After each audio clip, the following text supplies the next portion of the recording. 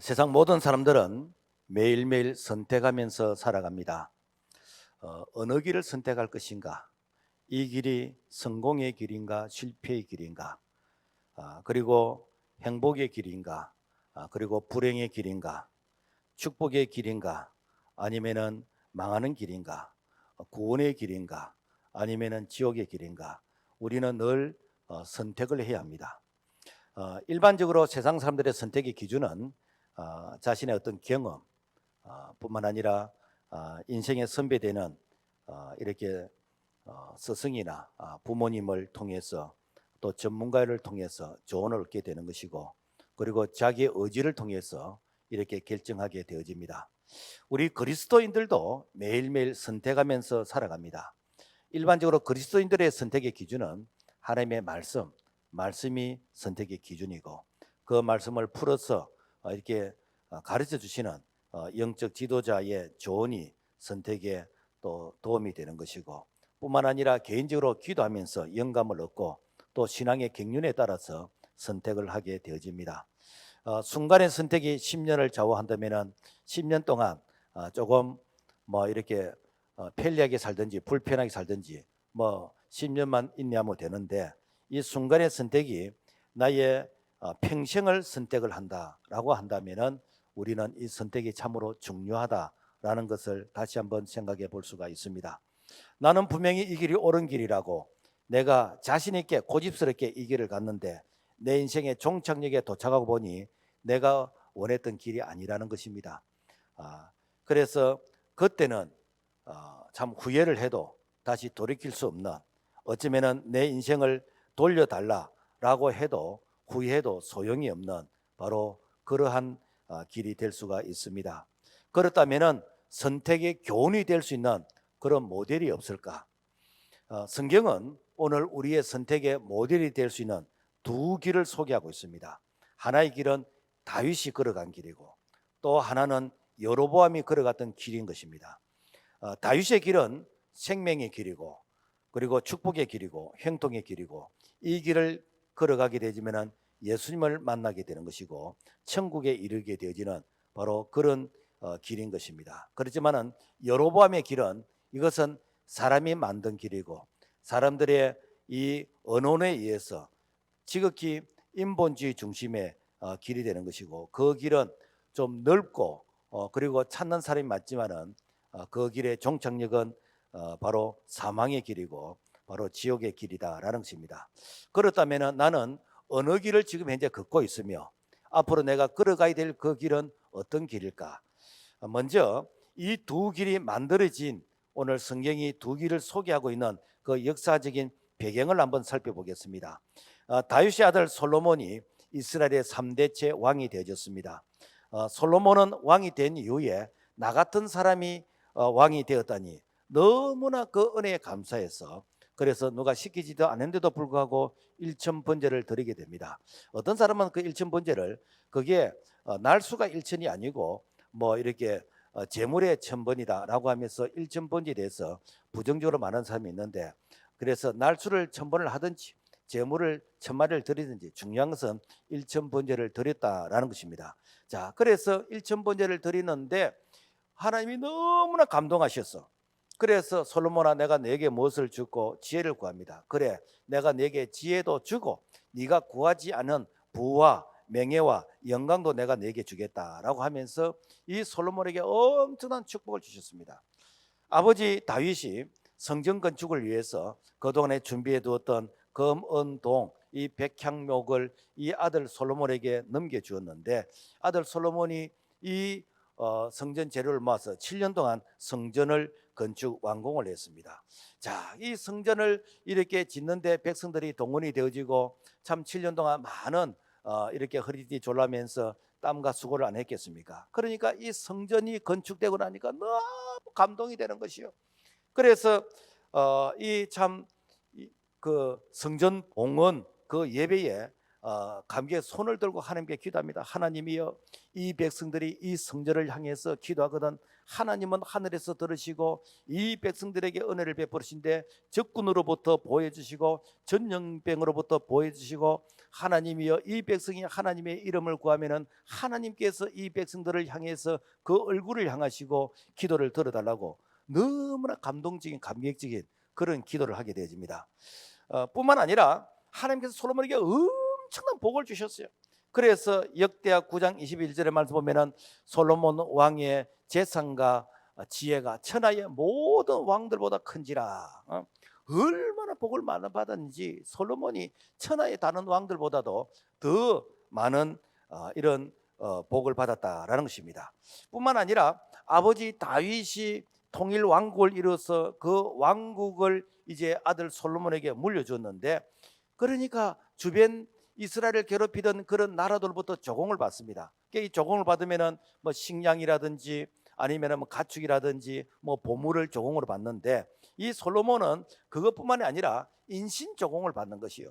그러니까 뭐 후궁이 한 700명 되는 것이고, 뭐 첩이 한 300명 되는 것이고, 약 한 1000명의 후궁과 이 첩이 이제 솔로몬 이제 궁으로 들어오게 됩니다. 그런데 문제는 이 1000명의 이 첩과 이 후궁들이 자기 나라에서 섬기던 신들이었어요. 그러니까 이 후궁들이 자기 나라에 섬기는 신을 가지고 들어왔어. 그리고는 어떻게 되는가? 이스라엘에 그들의 신을 섬기다 보니까 완전히 신백화점이 되어버렸어요. 막 잡신의 천국이 되어버렸습니다. 그러니까 하나님이 솔로몬에게 주던 이 축복이 결국에는 이 우상을 끌어들이게 되어지고, 그 우상을 통해서 이 나라가 완전히 잡탕이 되어버리는 바로 이러한 변질이 일어나는 바로 그때에 하나님께서 내가 너에게 복을 주었더니 너는 이 축복을 가지고 오히려 나라가 타락하는 그런 길로 앞서가구나. 내가 이 나라를 내가 이 두 쪽을 나누어 버렸어. 그래서 한 민족이 두 민족이 되도록, 다시는 이런 일을 못하도록 내가 너의 나라를 흩어버리겠다라는 것이 바로 두 민족으로 나눠지게 되잖아. 그래서 한 길은 다윗의 길을 걷게 되는 것이고 한 길은 여로보암의 길을 걷게 되지는 바로 이러한 하나님의 징계를 받게 되어졌다라는 것입니다. 우리가 창세기 11장에 보면은 바벨탑 사건이 나옵니다. 이 바벨탑 사건은 노아 홍수 이후에 이 노아의 아들들이 이제는 번식해 가면서 우리 할아버지가, 정조 할아버지가 말씀하시더라. 그런데 하나님께서 홍수로서 이 지면에 이 인류를 다 멸하시고 그리고 우리 노아 가족만 이렇게 구원을 받게 되던데, 하나님께서 기분 나쁘면 또 홍수로 심판 안 하시겠나? 그러니까 하나님이 홍수로 제2의 심판을 하신다 할지라도 홍수가 여기까지는 도착하지 못하도록 우리가 탑을 쌓자. 그래서 이 탑은 하나님을 만나기 위한, 하나님을 잘 섬기기 위한 탑이 아니고 하나님을 대적하기 위한 그런 탑을 쌓았는데, 그 탑이 바로 바벨탑입니다. 그래서 그 바벨탑 다 쌓았을 때 하나님께서 이 자들이 언어가 하나가 되어지니까 이런 하나님을 대적하는 일을 하구나. 그래서 내가 언어를 혼잡하게 되겠다라고 생각을 하시고 언어를 혼잡게 하시죠. 그래서 전 세계에 확인되는 언어가 한 2,400개 언어가 된대요. 그래서 언어가 혼잡이 되니까 어떻게 되는가? 서로 의사소통이 안 되니까 이제는 이런 탑을 쌓는 이런 일들이 현실적으로 어려워지게 되어지는 이런 일이 있다라는 것입니다. 지금 말하면은 하나님께서 우리에게 복을 주셨어요. 하나님 건강에 축복 주세요라고 해서 건강에 축복을 주었더니 이 건강 가지고 어떻게 하는가? 죄를 짓는데 내가 앞장서는 것이고, 이 건강을 가지고 폭력을 행하는 일에 앞장서게 됩니다. 하나님께서 물질의 복을 주신데 이 물질을 가지고 내가 선한 일을 위해서 내가 전도하고 선교하고 이렇게 살리는 이런 일에 쓰임받는 것이 아니고, 이 물질을 가지고 타락하게 되지는 이런 일에 쓰임받게 되지고, 하나님께서 우리에게 교회를 잘 섬기라고 직분을 주신데 이 직분을 가지고 내가 이게 갑질을 하게 되지고, 그렇게 한다면은 하나님께서 어떻게 하신가? 이 흩어버린다는 거예요. 하나님께서 무너뜨려 버린다는 거예요. 이것이 무엇인가? 바로 두 길이 만들어진 그런 배경이다라는 것입니다. 그래서 한 길은 이 다윗의 길인데 이것은 남유다, 그래서 유다 지파와 베냐민 지파 이 두 지파를 중심으로 해서 이제는 이 다윗의 길이 만들어지게 되는 것이고, 그리고 이제 열 지파를 중심으로 해서 북이스라엘이 만들어지게 되어지는데, 역사적인 배경을 보면은 BC 930년경에 이 북이스라엘은 여로보암을 중심으로 해서 이제 나라가 시작이 되는데, 약 한 200년 동안 전부 다 악한 왕들만 나왔습니다. 19명의 왕들이 전부 다 여호와 보시기에 악하고 여호와 보시기에 악하고, 그러면서 여로보암의 길을 행하고 여로보암의 길을 행하고, 이렇게 해가지고 BC 722년경에 아수르 나라의 이제 포로가 되어서 나라가 이제 흩어져 버리게 되었는데, 지금까지 그 민족이 다시 돌아오지 않는 사마리아 민족으로서 지금도 부끄러운 민족으로 남아있게 되어졌다라는 것입니다. 남쪽 이 유다는 똑같이 930년에 이제 남북이 나누어지면서 이 르호보암, 즉 솔로몬 왕의 아들을 중심으로 해서 시작이 되어졌는데, 약 한 350년 동안 이 20명의 이 왕들이 세워졌어요. 그래서 이 왕들 중에는 악한 왕도 있고 선한 왕도 있었지만은, 하나같이 공통적인 뭔가 하면은 악한 왕이 있었다 할지라도 다시 회개하고 다시 돌아오게 되지는, 그래서 악한 왕이 있었다가 하나님의 심판을 통해서 회개하고 다시 돌아오면서 선한 왕이 세워지고, 이런 참 이렇게 이 오르막 내리막길을 반복했는데, 이렇게 하다가 BC 586년 이 바벨론에 의해서 이 나라가 포로로 잡혀가게 됩니다. 그래서 포로로 잡혀가서 그들이 회개합니다. 회개하니까 다시 포로 7년 만에 다시 돌아오게 해서 무너졌던 성벽과 성전을 다시 재건하면서 다시 나라를 회복하게 되어서 메시아 왕국 예수 그리스도가 바로 이 유다 지파를 통해서 오게 되어졌다라는 것입니다. 그래서 이 여로보암의 길과 이 다윗의 길, 이 두 길이 오늘 우리에게 여전히 존재하고 있습니다. 자, 그렇다면은 우리는 어떤 길을 선택해야 될까? 첫째, 다윗의 길. 이 다윗의 길은 유다 왕국의 그 시작이 솔로몬의 아들 르호보암으로부터 시작이 되었습니다. 그래서 이 솔로몬의 아들 르호보암이 이제 왕이 딱 되니까 그 솔로몬 왕을 섬기던 당시 이렇게 지도자들, 뭐 지금으로 말하면은 뭐 이렇게 국무위원들이나 뭐 장관들이나 이제 이런 사람들이 이제 르호보암을 찾아옵니다. 왕이시여, 우리가 선친 이렇게 왕들을 이렇게 솔로몬 왕을 섬겼는데 선친이 너무 우리에게 고역을 많이 시켰습니다. 사실 그럴 수밖에 없는 게 솔로몬 40년 통치 기간 중에 20년을 성전 건축했거든요. 그러니까 7년은 성전 건축, 또 13년은 이게 왕궁 건축. 그러니까 건축을 한 20년 했어. 그 20년 하다 보니까 안 힘들었겠습니까? 그래서 우리가 너무 힘들었습니다. 그래서 이게 이 솔로몬의 대를 이은 이 르호보암 왕은 우리를 좀 편안하게 해달라고 하면서 소위 말해서 정책적인 그런 협상을 하게 되집니다. 그러니까 이 르호보암 왕이 아니 내가 왕이고 내가 이런 것을 결정할 것인데 이런 부분의 정책에 대해서 이 협상이 들어오니까 어떻게 하는가? 르호보암 왕이 아주 이른에 거절해 버립니다. 심지어는 우리 아버지 솔로몬이 채찍으로 너희들을 다스렸다면 나는 너희들을 정갈로 다스릴 거라 하면서 화를 내면서 쫓아보냈습니다. 그랬더니 어떻게 되는가? 이 사람들이 여로보암에게로 가버려요. 여로보암. 뭐 나중에 또 여로보암에 대해서 이렇게 살펴보겠습니다만은, 그래서 이렇게 이 솔로몬을 통해서 르호보암으로 이어지는 이 계열에 내가 속하지 않고 지금 말하면은 삐져 가지고 이렇게 여로보암에게로 옮겨갔다라는 것입니다.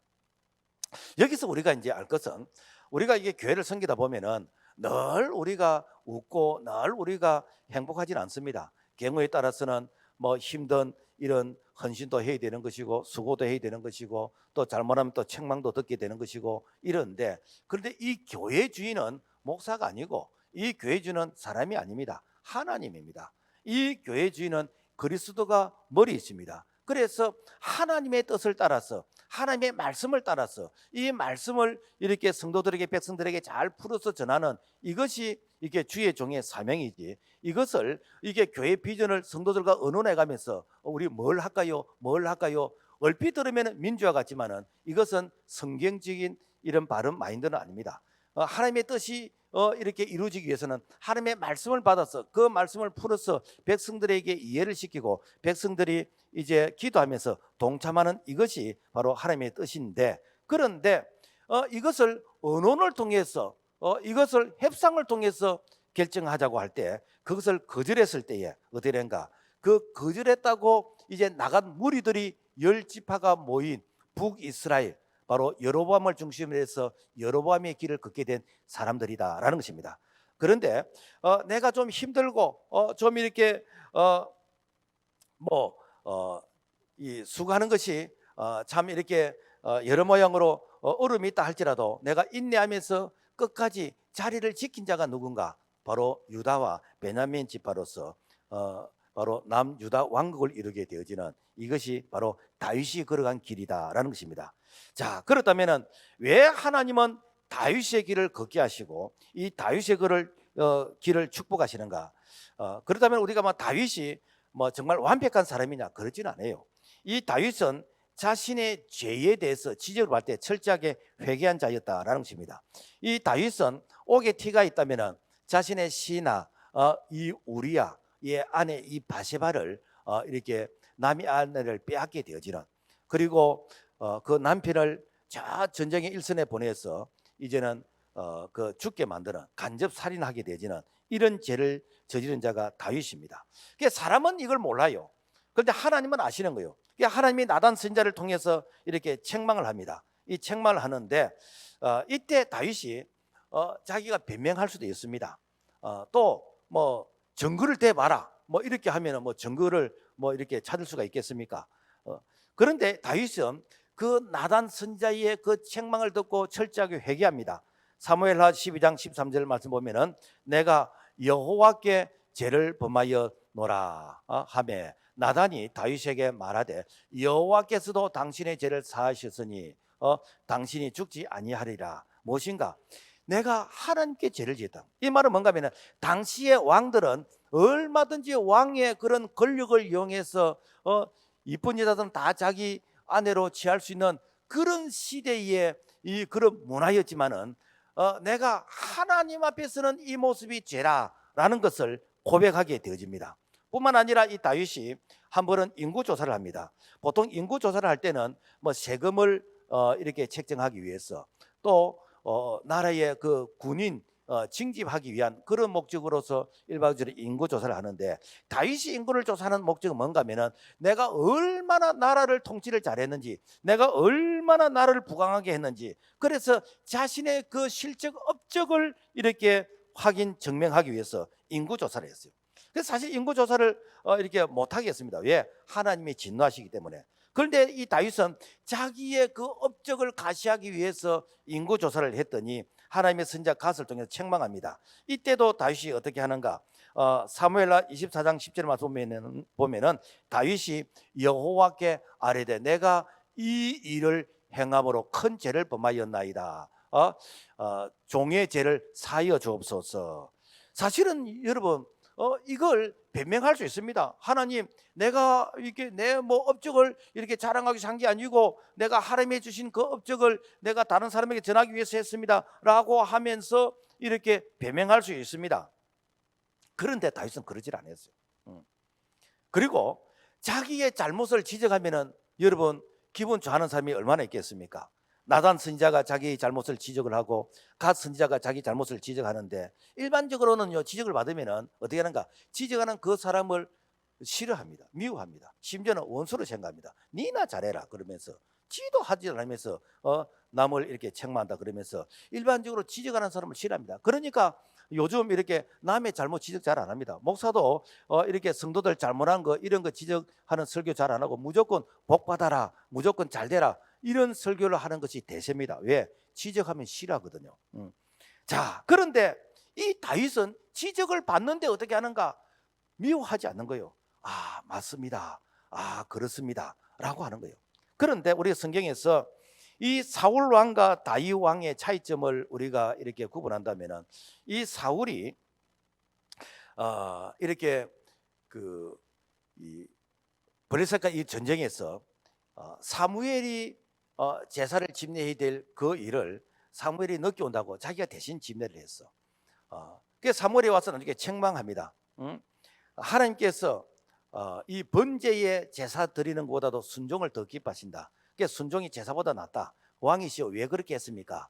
라고 하면서 이 왕에게 회개하도록 이렇게 책망하니까 이 사울 왕이 변명을 합니다. 내가 기다려도 내가 일주일을 기다려도 안 왔어. 그런데 이 블레셋이 전쟁하러 오니까 내가 더 못 기다려서 내가 어쩔 수 없이 했습니다. 라고 하면서 이렇게 변명을 하게 되어집니다. 그런데 이 사무엘이 책망하니까 내가 뭐를 대단히 그렇게 잘못했다고 나를 백성들 앞에서 이 창피를 줍니까? 백성들 앞에서 왜 이렇게 무안을 줍니까? 나를 백성들 앞에 좀 세워주세요 라고 하면서 그야말로 회개는커녕 이 백성들 앞에서 자존심 상한다고 세워달라고 했습니다. 그런데 다윗은 그렇게 안 해요. 다윗은 백성들이 내 죄를 알아도 내 죄가 정직하게 다 이렇게 드러나서 나는 하나도 숨기고 싶지 않습니다 라는 이런 자세를 가진 자가 누군가? 다윗이라는 거예요.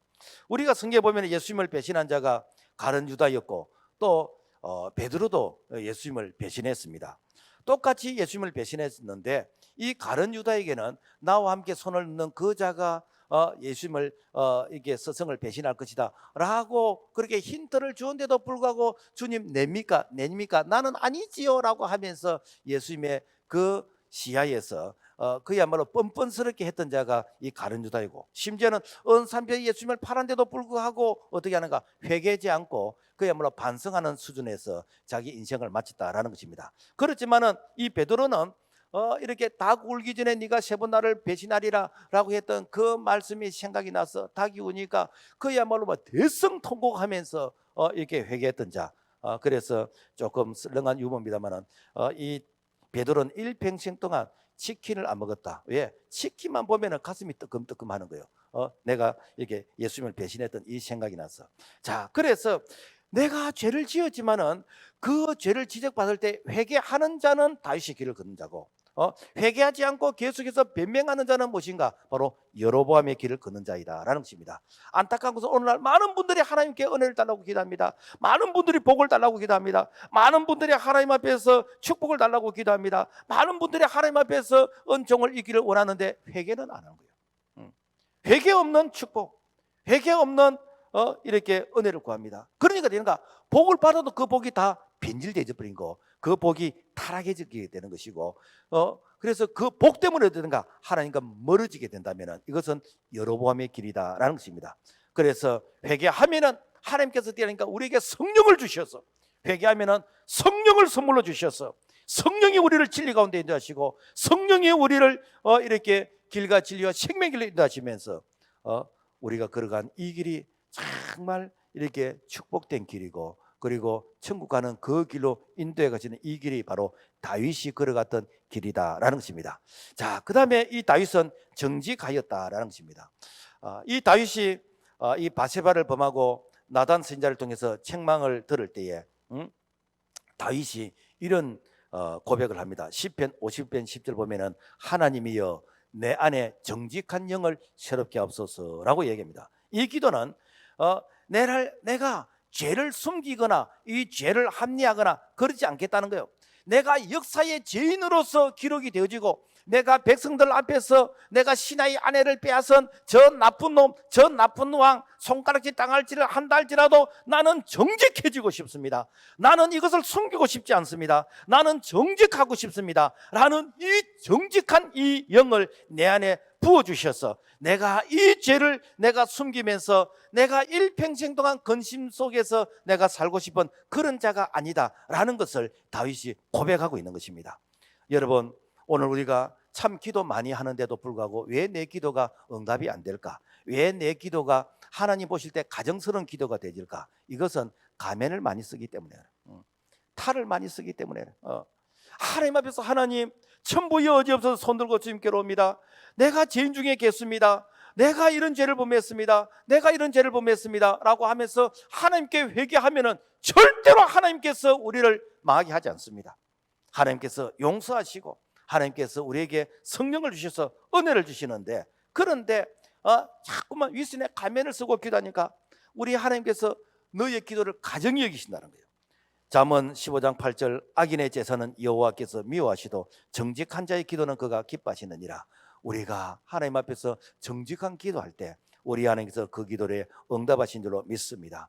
그래서 나중에 사도 바울이 신약 성경에 와서 이 성령의 감동을 받아서 이 다윗에 대해서 평가할 때에 사도행전 13장 22절에 말씀 보면은 내가 이새의 아들 다윗을 만나니 내 마음에 맞는 사람이라. 하나님의 마음에 맞다는 거예요. 그러면은 다윗이 정말 완벽해서 하나님의 마음에 맞느냐? 그게 아니에요. 우리는 여러분요, 언제든지 죄를 지을 수 있습니다. 언제든지 넘어질 수 있습니다. 언제든지 우리는 이렇게 하나님 앞에서 실망스러운 그런 모습을 보일 수 있습니다. 그러한다 할지라도 우리가 하나님 앞에서 정직하게 회개하고 우리가 하나님 앞에서 용서를 구하는 그 사람이 하나님 마음에 맞는 사람이라는 거예요. 내가 이렇게 이미지 관리하고 표정 관리하고 그래서 내게 여러 모양으로서 이렇게 나를 가면을 쓰고 그래서 내가 괜찮은 사람인 것처럼 이렇게 한다면은 하나님이 가증히 여기신다는 것입니다. 이 다윗이 아들 솔로몬을 통해서 이 아버지의 그런 평가를 받는데 열왕기상 3장 6절을 말씀 보면은 내 아버지 다윗이 성실과 공의와 정직한 마음으로 주 앞에서 행함으로. 여러분요, 이 그 가족은 늘 이렇게 뭐 자주 보잖아요. 그래서 아버지를 가장 이렇게 많이 보는 자가 누굽니까? 자식 아니겠습니까? 그래서 자식이 부모를 평가하는 거 이거는요 거짓말을 못해요. 거짓말 못합니다. 그러니까 이 솔로몬이 아버지를 볼 때 우리 아버지는 정직하다.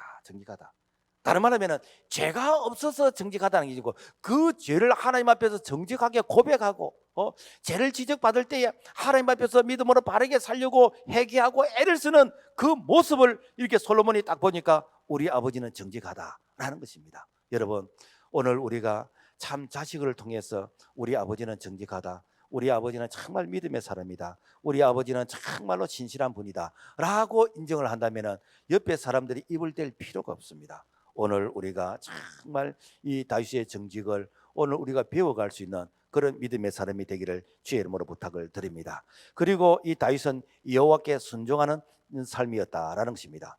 이 다윗은 얼마든지 자기를 미워하는 자, 얼마든지 자기를 죽이려고 하는 자, 다윗이 지도 새도 모르게 죽일 수 있습니다. 왜? 다윗은요 어릴 때부터 용맹스러웠어요. 다윗은 전쟁을 하면 사울이 죽인 자가 1000명이면 다윗이 죽인 자는 10,000명일 정도로 다윗은 아주 전쟁에 탁월하고 그리고 다윗의 군사들은 이 전쟁에 아주 잘 훈련되어 있습니다. 그런데 이 사울이 다윗을 죽이려고 끊임없이 추적하고 끊임없이 테러를 하려고 할 때 이 다윗은 힘이 없어서 도망간 게 아닙니다. 내가 도망가서 내가 숨습니다. 한 번은 엔게디 굴에 숨어가 있는데 이 사울이 이 부하들을 데리고 다윗을 추적하다가 이게 뒤가 마려워서 그래서 이 엔게디 굴에 들어갔는데 그 속에 누가 있는가? 다윗이 숨어 있는 거예요. 뒤에서 뒤통수를 칠 수가 있습니다. 그런데 다윗이 그렇게 하지 않고 이렇게 살짝 옷자락만 이렇게 잘랐어. 그 옷자락만 잘랐는데 그 옷자락을 잘란 것을 인해서 이 다윗이 괴로워하는 겁니다. 하나님이 기름 부으신 종인데 내가 왜 죽이려는 그런 마음을 가졌지? 내가 왜 그 옷자락을 잘랐지? 사무엘상 24장 6절 내가 손을 들어 여호와의 기름 부음 받은 내 주를 치는 것은 여호와께서 금하시는 것이니 하나님이 심판하지 않는데 왜 내가 심판하려고 했는가? 이것 때문에 괴로워한 자가 다윗이라는 것이요. 여러분, 오늘 우리가 이렇게 하나님의 주권을 인정하는 거 이건 너무 우리가 쉽게 범하지 않습니까? 그러면 되는가? 네가 내 영역을 네가 왜 침범해? 아무리 명분이 분명하다 할지라도 하나님께서 그걸 절대로 용납하지 않습니다. 자, 그래서 이 다윗이 참 이 하나님의 주권 앞에서 이렇게 순종하게 될 때에 우리 하나님께서 얼마나 다윗을 축복했는지 사무엘하 7장 16절 말씀에 보면은 내 집과 너 나라가 내 앞에서 영원히 보존되고 너 왕위가 영원히 경고하리라. 무엇인가?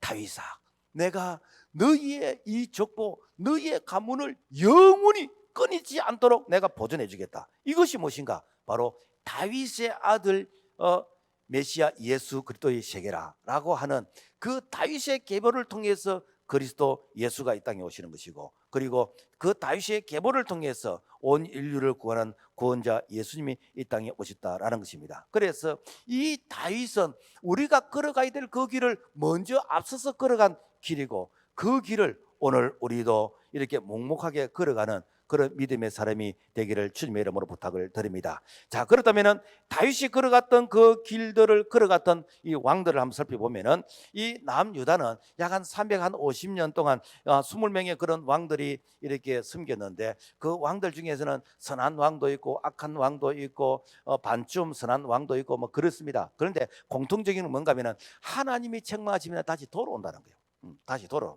자, 이 요시야 왕, 열왕기하 22장 2절, 이 요시야가 여호와 보시기에 정직히 행하여 그의 조상 다윗의 모든 길로 행하고 좌우로 치우치지 아니하였더라.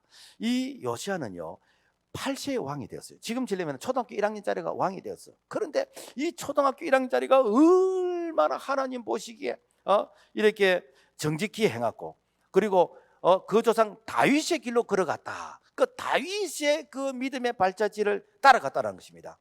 그래서 이 요시야가 12살 될 때에 그 전국에 있는 산당들, 이 우상들을 전부 다 정결하게 해버립니다. 여러분요, 이 우상을 정결하게 한다는 거, 아이고 왕이니까 그거 하겠지, 그 쉬운 일이 아닙니다. 여러분 지금 전국에 있는 암자들, 뭐 이렇게 뭐 절, 그리고 뭐 이렇게 우상들, 이걸 일제히 정리한다 해가지고 대통령이 이걸 일제히 다 부순다고 해보세요. 완전히 난리 나버릴 겁니다. 난리 나버릴 겁니다. 그런데 이 12살짜리 왕이 그걸 했다니까요. 그걸 했어요. 그리고 이 성전을 이게 보수하는데 그 보니까 그 안에 모세 율법책이 있는 거라. 뭐 요즘은 도서관이 있어서 이렇게 책을 보관하지만 옛날에는 그런 게 없었잖아요. 그래서 성전에 이렇게 율법책을 보관하는데, 그 다른 왕들은 그 이 성전에 율법책이 있는 것을 아마 발견 못하는 것 같아. 그런데 요시야 왕이 이걸 발견을 했어. 그리고는 어떻게 하는가? 와, 성전에 보니까 하나님이 하라는 걸 우리가 안 했네. 이 역대하 35장 이 18절의 말씀에 보면은, 자, 선지자 사무엘 이후로 유월절을 이같이 지키지 못하였고 이스라엘 모든 왕들도 요시야가 제사장들과 레위 사람들과 그리고 모인 온 유대 이스라엘 무리와 예루살렘 주민과 함께 지킨 것처럼 유월절을 지키지 못하였더라. 무엇인가?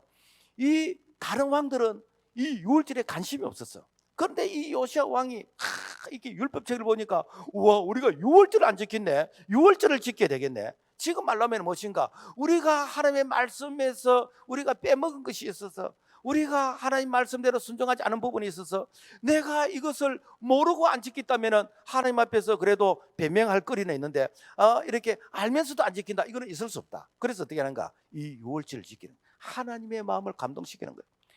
뿐만 아니라 아사왕 이 역대하 17장 3절 말씀 보면은, 여호와께서 여호사밧과 함께 하셨으니 이는 그가 그의 조상 다윗의 길로 행하며, 다윗의 길로 행하며. 그래서 항상 이 선한 왕들은 다윗의 길로 행하며 여호와 보시기에 정직히 행하며, 이 말이 이 계속 반복적으로 들어가게 됩니다.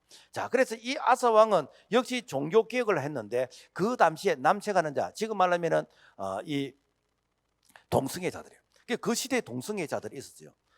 그 동성애자들을 다 쫓아냈습니다. 그리고 우상을 제거했습니다. 오늘날 여러분요, 참 이 정치인들이 정말 이게 못된 짓은 왜 자기 자식 동성애 하는 것을 이렇게 뭐 허락하면 되는 것이지, 왜 남의 자식을 법으로 동성애 하도록 이게 법을 만들라 그럽니까? 그리고 이 나쁜 차별금지법, 그게 자기 자식은 뭐 이렇게 이 뭐 남녀 이렇게 뭐 구분 없이 이렇게 뭐 이렇게 이 사우나에 가든지 뭐 화장실을 가든지 뭐 그렇게 한다지도 왜 남의 자식도 그렇게 하게 만듭니까? 이거는 법으로서 죄를 짓도록 권장하는 것이거든요. 그렇게 하면 안 돼. 그런데 이 아사 왕은 어떻게인가? 이런 것을 다 정리를 다 해보죠. 이런 거 정리를 다 해보죠. 여호사밧 왕도 마찬가지입니다.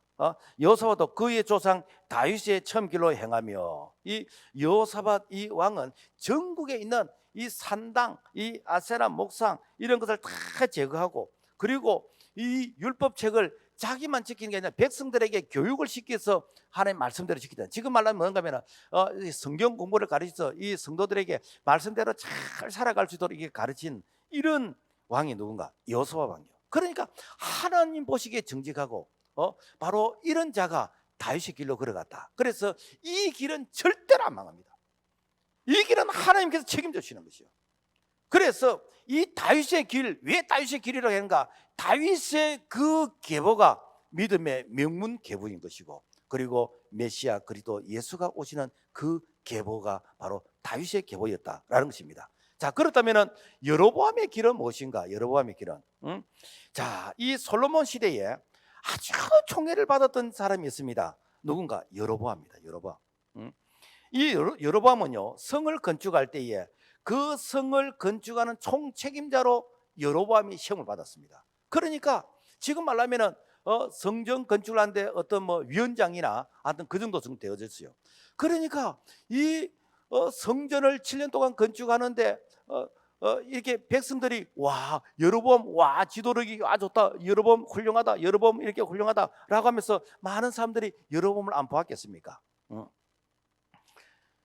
그런데 이 솔로몬이 나라가 부강해지니까 이 첩을 이렇게 후궁을 1000명을 이렇게 불러들인 거예요. 그러니까 백성들이 우리는 지금 이제 성전 건축한다고 바빠서 죽겠고 힘들어 죽겠는데 이 왕은 이 1000명의 후궁들 같이 희낙낙하면서 이래서 왕궁에서 이 쾌락을 즐긴다 그러면서 이 백성들이 쑥덕거리는 거예요.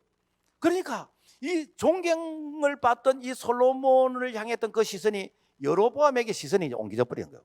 그래서 사람들이 안 그러겠습니까? 이렇게 여로보암 당신이 앞으로 차기 지도자가 되어야 된다라고 하면서 아마 사람들이 막 이렇게 뛰어가는 했겠습니까? 이 솔로몬이 이걸 들었어요. 그래서 되는가? 이 여로보암을 죽이려고 그런 거예요. 그러니까 여로보암이 망명을 갑니다. 저 애굽으로 망명을 가버려요. 그래 애굽에서 이제는 보호를 받고 있다가 이제 솔로몬이 죽었다는 그 소식을 듣고 이제 다시 본국으로 돌아오게 됩니다. 지금 말하면 야당 지도자 같은 그런 모습으로 돌아오게 됩니다. 자, 이제 돌아오게 되졌는데, 그런데 이 솔로몬이 죽고 나서 이 남쪽 유다와 북이스라엘로 갈라지는 그 찰나에 이 남쪽 유다 이 여로보암 이 왕을 중심으로 해서 사실은 이게 이 두 길이 안 나눠져야 될 그런 상황 가운데서 이 로보암 왕이 나는 솔로몬의 그 길을 걷겠다라고 하면서 이 백성의 지도자들의 그 요구사항을 들어주지 않는 거예요. 요구사항을 들어주지 않으니까 되는가? 이 사람들이 전부 다 인기가 있는 여로보암에게 싹 몰려 다 가버린 거예요. 그래서 여로보암은 졸지에 자기가 10지파를 모은 이제 북이스라엘 왕이 되어지는 것입니다. 자, 북이스라엘 왕이 되어지는데, 그런데 이 북이스라엘은 하나님이 허락하시는 왕국이 아니에요. 하나님이 허락하시는 왕이 아니에요.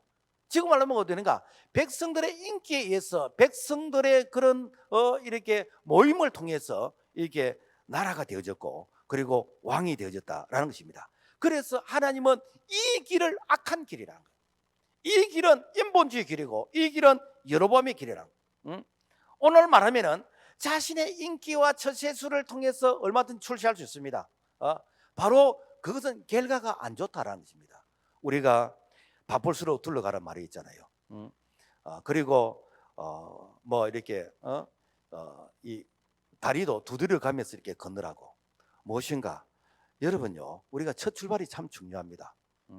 이렇게 결혼을 앞두고 있는 우리 청년들 꼭 기억해야 될 게요. 여러분, 내가 바쁘다고 뭐 이렇게 뭐 선택을 좀 경솔하게 하면 안 되고 성도는 꼭 믿음의 사람하고 결혼해야 됩니다. 왜 그런가? 나중에 갈등을 겪으면은요 돌아오기가 너무 힘들어요. 그래서 성경은 이미 이런 걸 다 알기 때문에 이렇게 믿음의 멍에를 매는 그런 결혼을 해라. 우리가 사업을 해도 처음부터 이렇게 믿음의 기업이 되도록 이렇게 하고, 우리가 신앙생활을 처음 할 때 사람들 누가 기준이 아니고 하나님의 말씀이 기준입니다. 그래서 처음부터 하나님의 말씀이 기준이 되어져야 이것이 다윗의 길이 되는 것이고 이게 하나님의 축복하는 길입니다. 그렇지 아니하고 그야말로 사람들의 어떤 인기와 사람들의 어떤 좋은 사람들 중심으로 이렇게 출발하게 되어지면은 그 길이 처음에는 넓은 길이고 인기가 있는 길 같지만은 끝에 가면 어떻게 되는가?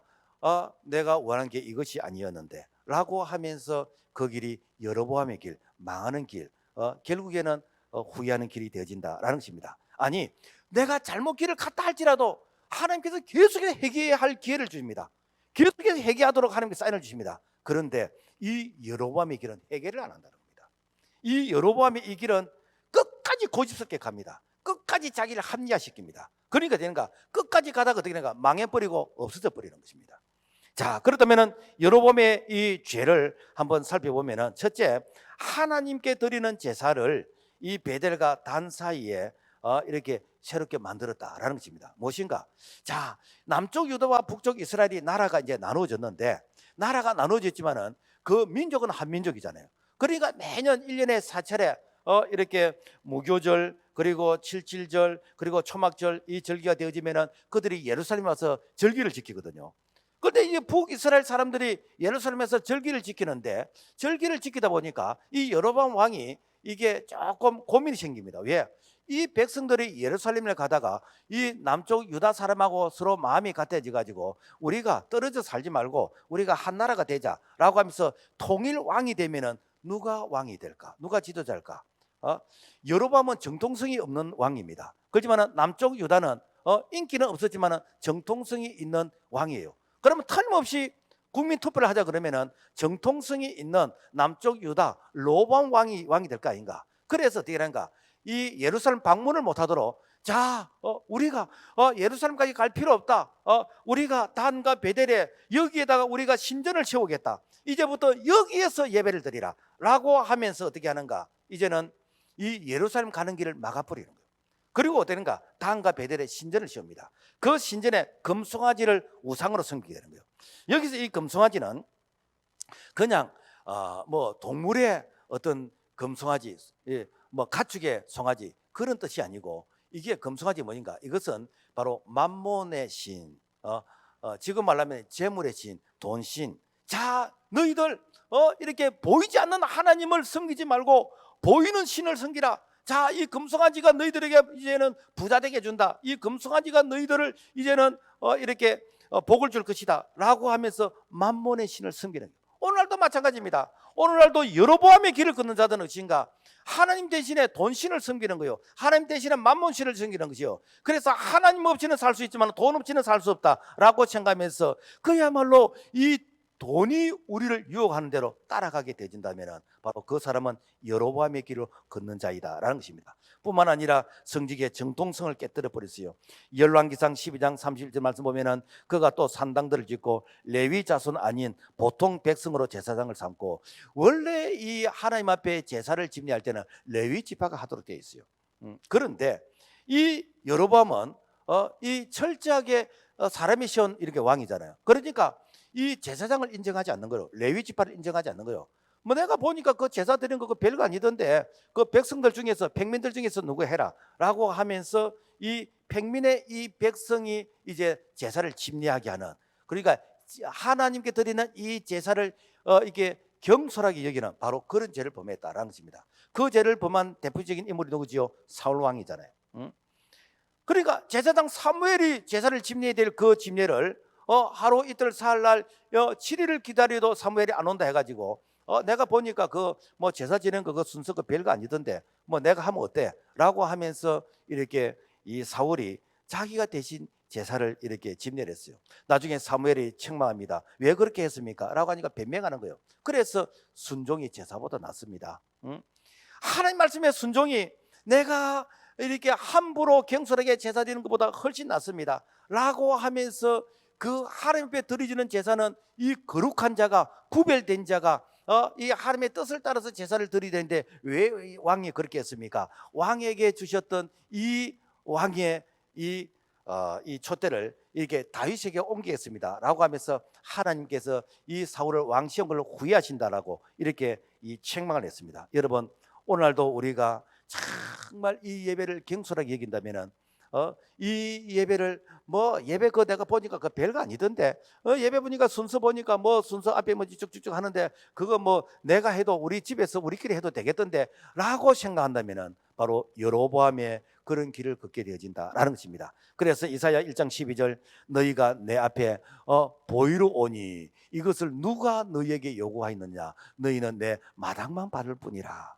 무엇인가 종교의 형식은 있는데 내용이 없는 종교의 모양은 있는데 내 마음속에 성령과 진리가 없는 바로 그런 예배를 드린다면 오늘 우리가 여로보암의 길을 걷는 그런 자의 모습이다라는 것입니다. 뿐만 아니라 이 여로보암은 종교 이 절기를 바꿔 버렸습니다. 이 원래 이스라엘은 이 무교절 그리고 7.7절 초막절 이 세 절기를 지키도록 했는데 꼭 그 절기 그 날짜에 지키게 되느냐 뭐 빨간 날짜 펠리아 날짜 뭐 그때 하면 되지라고 하면서 7월 15일 초막절을 지키는 것을 8월 15일로 이렇게 바꿔 버렸습니다. 이는 뭔가 하면은 이것은 그 하나님 앞에서 준비된 날짜에서 준비된 이렇게 그 장소에서 구별되리 드리는 이 준비된 이런 마음을 그야말로 편리한 날짜로 바꿔버리는 거예요. 오늘날 여러분요 꼭 주일날 예배 드려야 되느냐 토요일 예배 드리면 어떤데 그러면서 토요일 예배 드릴 때 있고 꼭 이렇게 뭐 이렇게 교회에서 예배 드려야 되느냐 뭐 여름에 이렇게 이 바캉스 가는 때는 저 해수욕장에 거기서 임시 이렇게 예배당을 해가지고 거기서 그래서 비키니 입고 앉아서 예배 드리고 꼭 뭐 이렇게 교회에서 예배 드리나 집에서 유튜브로서 예배 드리면 되지라고 하면서 코로나 시대에 그래서 이 가정에서 유튜브 드리는 이 예배를 예배라고 인정을 해준 그 결과 서울 같은 경우는 50%가 회복이 안 된대요. 지방도 마찬가지입니다. 그래서 비대면 예배를 인정을 했던 그런 교회들은 지금도 회복이 안 된다는 거예요. 여러분요 이거는요 여로보암의 길을 걷는 것입니다. 엘리 제사장의 두 아들 홈리와 비느하스가 왜 하루에 한 가족이 망해버렸습니까? 그들이 평소에 예배를 무시했어요.